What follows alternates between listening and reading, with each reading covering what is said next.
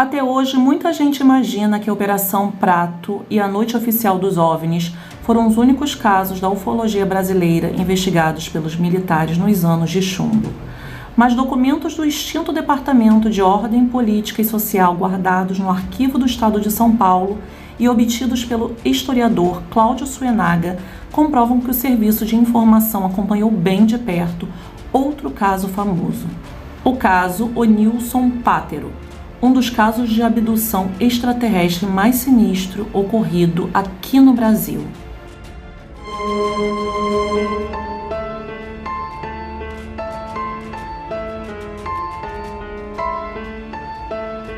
Sejam muito bem-vindos ao nosso canal Serial Crimes. Eu sou Daniele Vendramini e hoje eu trouxe um caso a pedido de um inscrito do canal.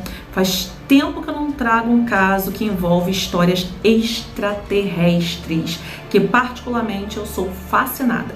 Mas hoje eu trouxe um caso pouco divulgado que ocorreu nos anos de chumbo aqui no Brasil, que foi o período mais repressivo da ditadura militar no Brasil. Esse caso envolve a abdução de Onilson Pátero. E se você gosta de casos como esse, já vai largando o seu like aqui no botão e se inscrevendo no canal, ativando o sininho, pois todas as sextas trago os melhores casos criminais, ufológicos e sobrenaturais para vocês. Agora vamos ao caso. Na noite de 21 de maio de 1973 para a madrugada de 22 de maio, na estrada de Itajopi, que fica ao norte do estado de São Paulo, um homem chamado Onilson Pátero voltava para sua casa em Catanduva, vindo do seu trabalho em Oswaldo Cruz, onde trabalhava como livreiro. A viagem teve início por volta das 23 horas. Ele dirigia seu carro, que era um Opala azul, quando avistou um homem na estrada pedindo carona.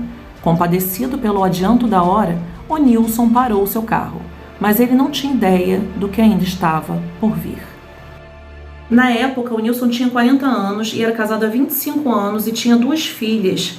E ele estudou até a 4ª série do ensino primário e, apesar de ser uma pessoa simples, ele era muito inteligente, se expressava muito bem, de maneira muito clara.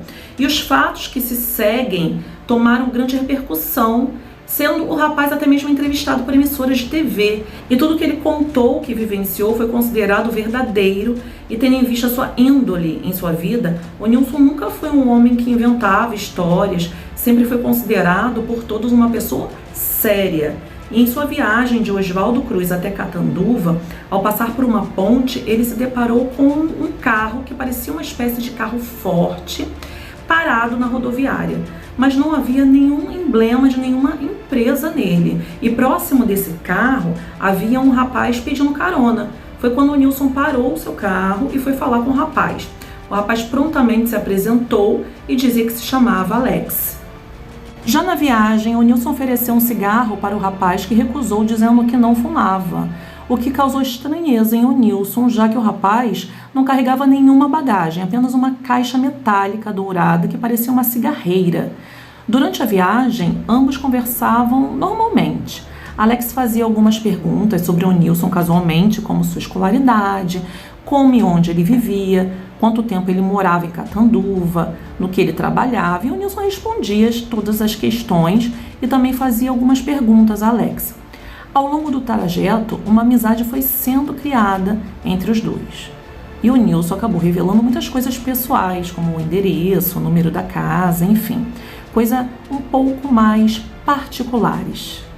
Onilson fez um desvio em sua rota para deixar Alex em Tabogi, e cerca de 1h30 depois da viagem, ao sair do carro, o rapaz agradeceu e falou que iria fazer uma visita na sua casa, e falou até mesmo o nome da rua e o número que Onilson havia dito.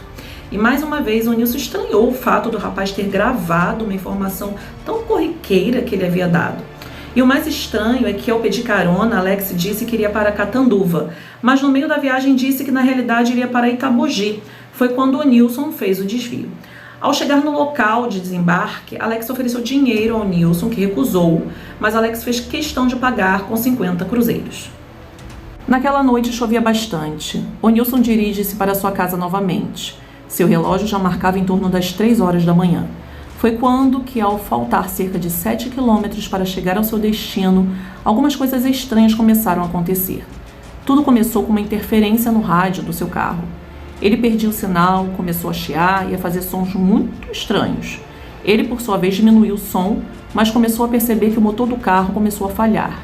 Pouco depois, ele percebeu que um foco de luz azul, com uns 20 centímetros de diâmetro, surgia no painel à sua frente.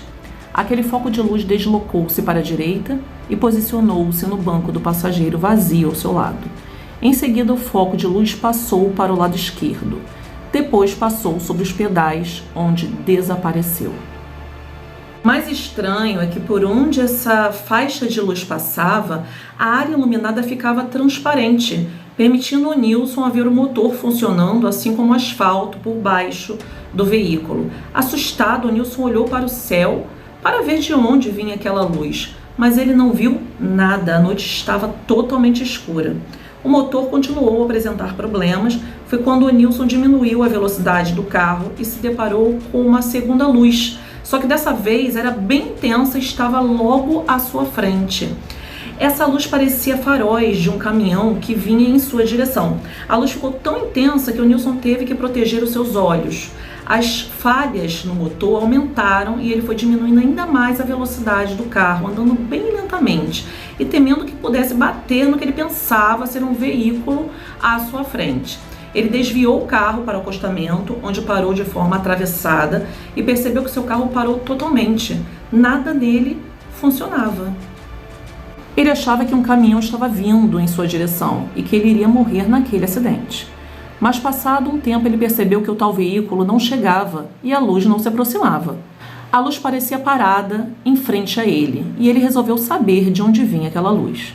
E para sua surpresa, ele observou um objeto suspenso no céu com formato circular que lembrava duas abóboras. Ele continuou sentado no banco do carro até que sentiu um forte calor lá dentro. Então ele abriu a porta, colocou o pé para fora do carro e nesse momento ele notou que surgiu um campo magnético ao redor do objeto. E naquele momento ele sentiu a temperatura diminuir. O Nilson permaneceu observando aquele objeto que apresentava um barulho tipo um zumbido. Daquele objeto estranho surgiu um cilindro que desceu para o solo e aproximou-se dele, que assustado pensou em fugir na direção oposta.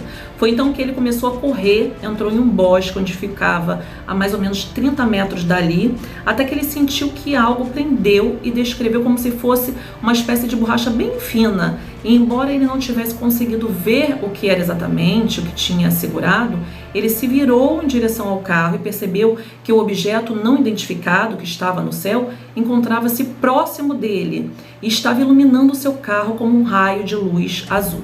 E ele percebeu que o seu carro estava todo transparente, como se fosse vidro. E essa foi a última cena que o Nilson viu até que ele perdeu totalmente os sentidos. Na manhã seguinte, em torno de 5 horas da manhã, o policial Clóvis Queiroz, que estava em sua guarita, que ficava próxima a Catanduva, foi procurado por dois rapazes que contaram que eles estavam dirigindo uma Kombi e estavam passando por aquela estrada quando notaram que havia um homem caído e chegaram a pensar que estivesse morto, ao lado de um Opala que estava com as portas abertas e os faróis acesos. Imediatamente o policial foi até o local informado e posicionou seu carro iluminando o homem caído.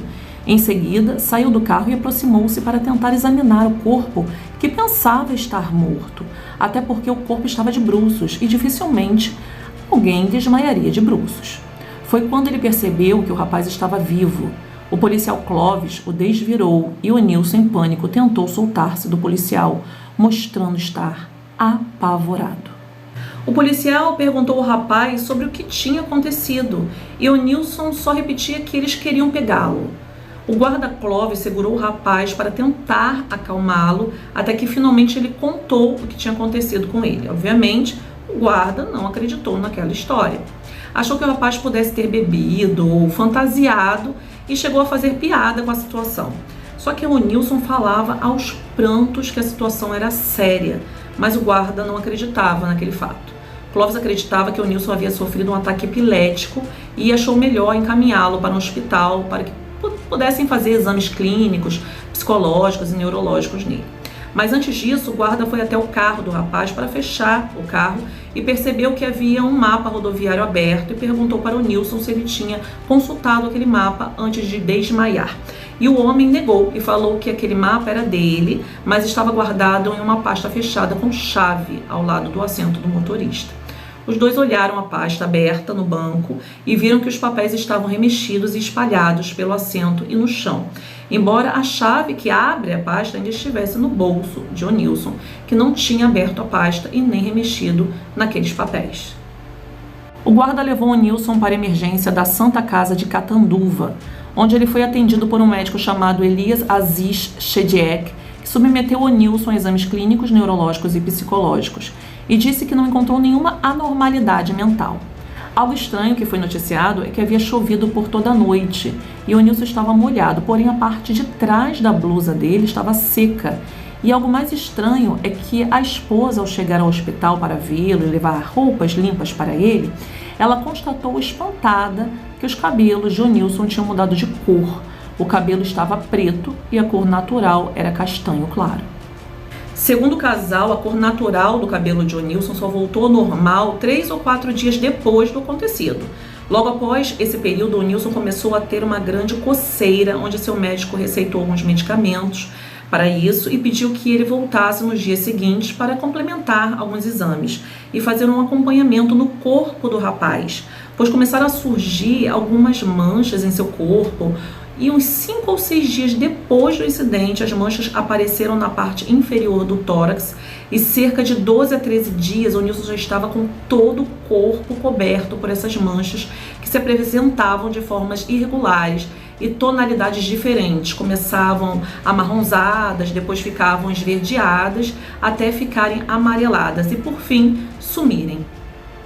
A Fábio chegou a entrevistar o Nilson e ele contou que havia um carro parecido com um carro forte parado perto do local, onde ele deu carona para um rapaz chamado Alex naquela noite, e que ele lembrava que outro carro forte idêntico passou por ele no instante que ele deixou Alex em Itajobi, mas durante o trajeto ele não percebeu a presença do carro que havia acabado de passar por ele.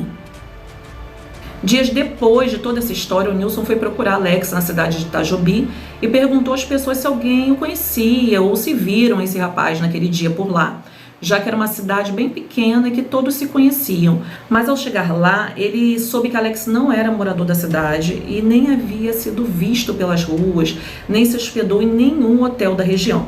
Ninguém sabia desse homem por lá. Mas se você pensa que essa foi a única história que o Nilson presenciou sobre contatos extraterrestres, está muito enganado. No ano seguinte, ele viveu um outro episódio similar, onde ele desapareceu por dias até ser encontrado em outra cidade bem longe de onde ele havia parado seu carro. Ele afirma que em 26 de abril de 1974, novamente essa luz brilhante o perseguiu pela estrada nos arredores de Guaratã, a 120 quilômetros de Catanduva. E o mesmo episódio se repetiu, mas dessa vez o Nilson não desmaiou. Ele foi abduzido para dentro da nave, onde lá dentro encontrou Alex, o rapaz para quem havia dado carona há 1 ano atrás. O rapaz o acalmou e disse que nada de mal aconteceria. Ele se encontrava em um compartimento da nave, onde estava a luz azul, e logo foi levado para outro compartimento onde foi-lhe vestido um macacão metálico e o prenderam em uma cadeira, onde passou por vários exames. Ele disse que conseguia ver as pessoas dentro da nave, inclusive uma pessoa como ele, vestido da mesma forma que ele havia se vestido no primeiro dia de abdução. Dias depois, Onilson foi devolvido à Terra em Colatina, no Espírito Santo, mais de 1.000 quilômetros de onde desapareceu. O caso ganhou destaque na imprensa e ufólogos ligados à Sociedade Brasileira de Estudos de Discos Voadores investigaram o caso, assim como o Departamento de Ordem Política e Social e o órgão de repressão da ditadura militar também se interessaram pelo fato. Após algum tempo de investigação sobre o caso, foi concluído que tudo era apenas invenção de uma mente perturbada e o caso foi encerrado. Onilson Pátero morreu em 2008, aos 75 anos, sustentando sua história até o fim. E esse foi o caso de hoje do canal Serial Crimes. Conta aqui nos comentários o que você achou desse caso e do desfecho. Você acredita em tudo que o Nilson vivenciou ou acha que foi um delírio de sua mente não sadia? Será que o Nilson queria dar uma escapada até o Espírito Santo e inventou uma desculpa? Ou será que o regime autoritário da época, que era tão repressor, decidiu simplesmente fechar o caso? Afinal, para que a população precisaria saber de algo tão ameaçador como esse? Escreve aqui e continue pedindo casos para o canal, que assim como esse solicitado pelo nosso inscrito, foi trazido aqui hoje para você. Bem, pessoal, já me despeço aqui agradecendo a todos que vêm nos acompanhando a cada sexta-feira. Espero que continue assim. Um grande beijo a todos e até a próxima semana.